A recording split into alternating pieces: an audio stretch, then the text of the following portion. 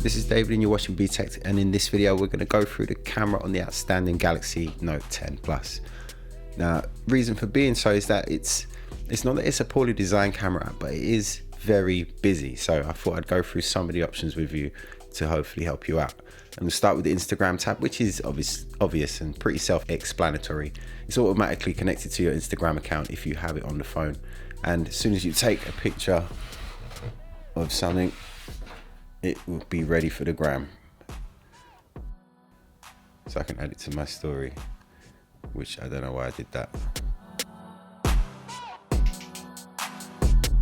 Food optimizes the color settings for food, puts a bit of blur around the outside, makes your food look extra nice. Next one is the night mode. Been checking out the night mode recently. I'm comparing it to the P30 Pro's night mode. It's not quite as good, I would say. It does work good, but in a certain type of light. When it's dark, but the P30 Pro can work in darker conditions, I find, but it's still very good night mode. And you can use it with all of the lenses, so the ultra wide telephoto, as well as the front camera as well, which is nice. Before we go on, I want to say a big thank you to Direct Mobiles. They have over 24 years of award-winning customer service. It's definitely a great place to look if you need a new phone. You can compare all available deals with all UK networks, and you can find their link in the video description below. Also down there you'll find a link to our new Btekt Amazon shop. All the best tech and accessories, all recommended by us. Definitely worth checking out. Panorama it's a panorama. It's in almost every single phone. You can use two different sets of lenses to do it, which is nice, I suppose. Very comprehensive Pro mode, all the settings that you need. I'm a bit surprised that the ISO only goes up to 800. The low light performance of this phone is surprisingly good considering the low ISO. The next one is the shutter speed, going from 10 seconds, going from 10 seconds all the way up to 1/24,000th of a second. 10 seconds, that's very fast, but not as slow as I'd like it to be more around 30 seconds for the longest exposure, but it's still very good. Also under this tab here, you will find the movable aperture. So it's at f1.5 at the moment, but you tap it and you'll be at f2.4. Back up to f1.5, slow this shutter down a bit.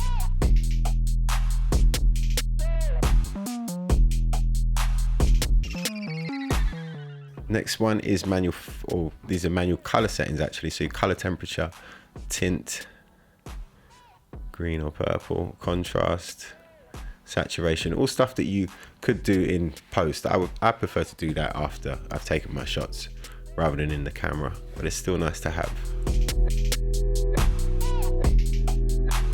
Next one along the manual focus. So obviously very important to have manual focus, because it's great that it's got manual focus. White balance, which needs adjusting right about now, and it just everything you would need. The last one's exposure compensation, but it's blanked out there for some reason. Right, I should sort of go through these as well. This is the metering, so matrix, weighted and center weighted. Yeah, I usually keep it on center weighted.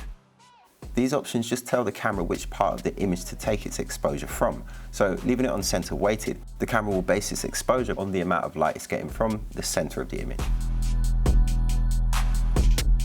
So the next one is your aspect ratio. So it's in 9:16 at the moment. So it would, if you had it in landscape mode, it would fill the screen on your TV or your monitor. Or you got 3:3 or 1:1 or 3:4, 1:1 or full screen, which fills the screen completely, which is nice. Gives a good look. Timer, pretty self-explanatory, 1, 2, 2, 5 or 3 seconds or 10 seconds. Then you have flash on or off, and let's just have a look at the photo settings quickly. Your save options, what type of format you want to save in. If you want to edit your photos later on, then I'd suggest turning on the RAW, and this I would say is essential to turn on as well, which just corrects the distortion from your ultra wide angle lens, because all ultra wide angle lenses have an amount of distortion, so that just cleans it up. But as this now, we won't really be able to notice the effects, but this is how you get your blur. So you just got your normal blurry background, or there's different types of effects. So you'll have big circle, spin, zoom, color paint.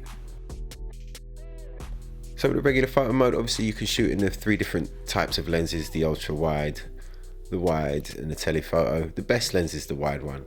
This is the lens that will have the switchable aperture on as well. The other 2 don't have the switchable aperture. Telephoto is useful, but it's not a huge crop. But what's great about this handset is that I would say it's still usable even at its maximum. So I do like that about this phone, and the S10 as well. The S10 is the same.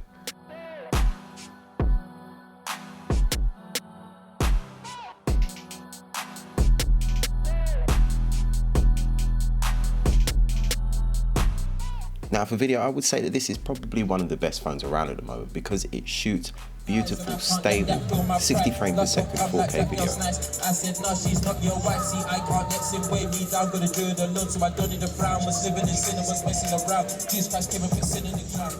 They took my guns and touring. I had to do that line. So shoots HDR10 plus, which basically imagine your HDR photos animated into a video. That's pretty much what HDR plus 10 plus or HDR video is anyway. And to enable it, you have to go to the settings, and under advanced video settings you can enable the HDR10 plus there.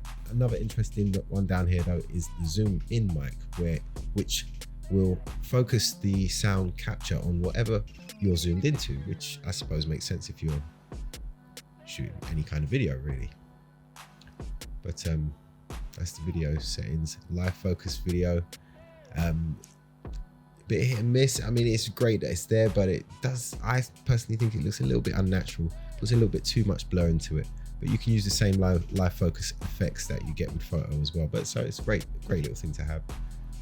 Next one along is, and the super slow motion. Samsung does super slow mo the best, up to 26 seconds of slow motion video at 720p available in this handset.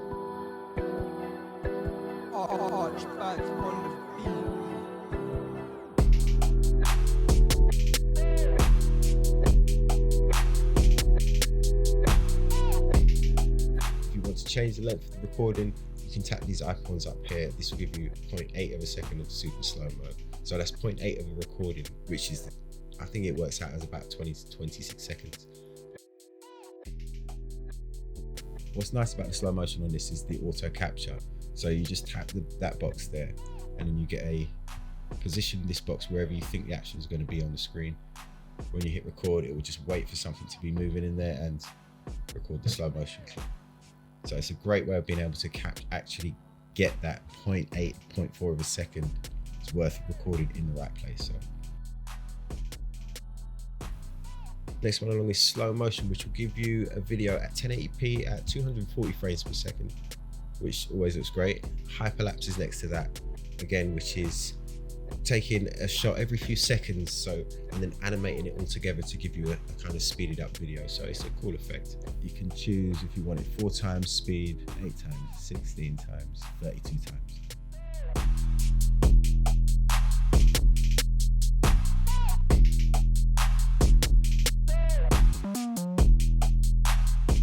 As usual, Samsung produce a fantastic camera. I like the app in this one. It just feels more refined than ever, and still packing all those features in there, but not making it too confusing, which sometimes I feel that sometimes apps can be. So that's the Note 10 Plus camera guide, and I hope you enjoyed this video. If you did, then please smash the like button, leave me a comment, and of course subscribe for more Btekt. You can also follow me on Facebook, Instagram, and Twitter. It's at Btekt. And that's it from me. Thanks for watching. My name's David. This is Btekt. Archie Ginsburg.